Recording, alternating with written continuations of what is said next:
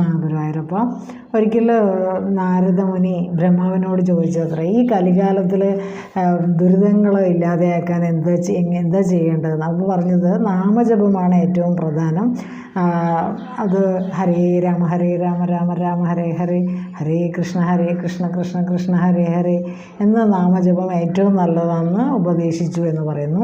അപ്പോൾ ശുദ്ധമായ സ്ഥലത്തിരുന്ന് ഈ നാമം ജപിക്കുന്ന ആൾക്ക് ഓർമ്മശക്തി, മനസ്സിന് തെളിച്ചവും കൂടുകയും അയാളുടെ ചുറ്റുമുണ്ടാകുന്ന ഒരു നാരായണ കവചം അയാളെ എല്ലാ ദുരിതത്തിൽ നിന്നും പ്രൊട്ടക്റ്റ് ചെയ്യും എന്നും പറയുന്നു. അപ്പോൾ നമ്മുടെ ഒരു ജീവിതകാലം മുഴുവനും 3 കോടി നാമം ജപിക്കുകയാണെങ്കിൽ രോഗപീഠ ഉണ്ടാവില്ല എന്ന് പറയുന്നു.